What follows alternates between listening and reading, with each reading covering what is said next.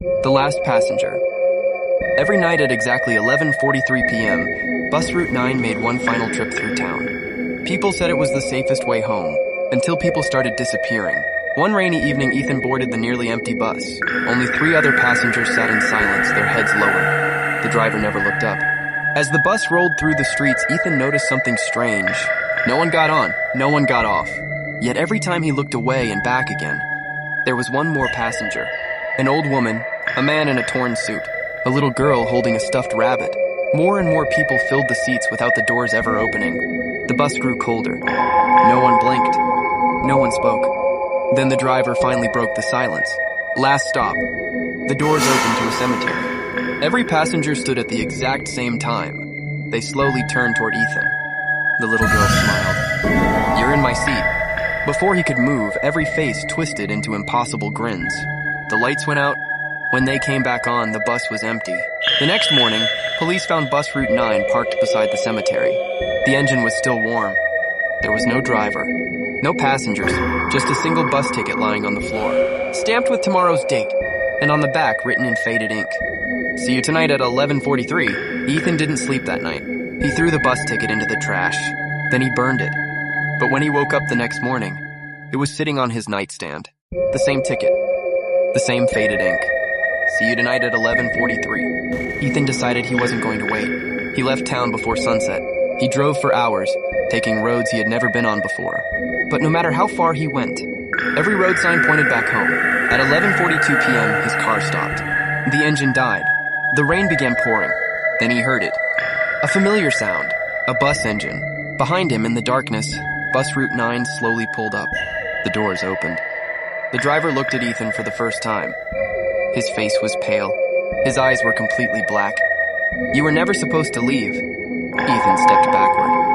"I don't understand. What is this place?" The driver looked down. "This isn't a bus route." A pause. "It's a waiting list."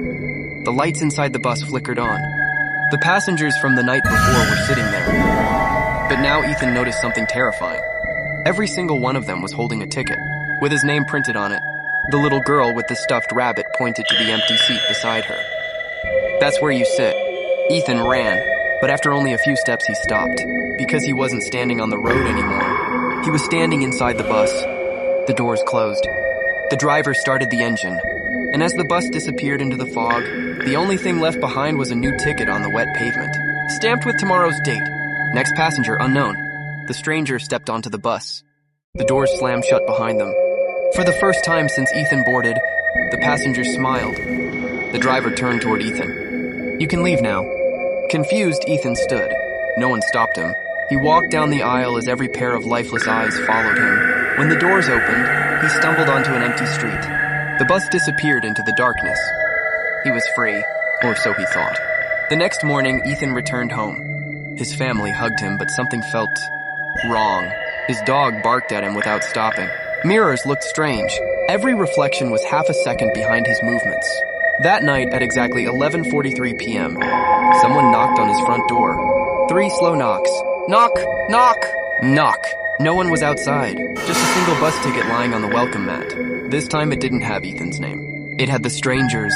On the back, one sentence was written in fresh black ink. "A passenger may leave the bus, but the route never leaves the passenger." The lights in Ethan's house flickered. He looked into the hallway mirror. His reflection didn't. It simply smiled. Then it raised one hand and tapped on the inside of the glass. "Knock! Knock! Knock!" The police found the house the next morning. The front door was still locked. The bus ticket was gone. Every mirror in the house had been shattered from the inside, and Ethan was never seen again.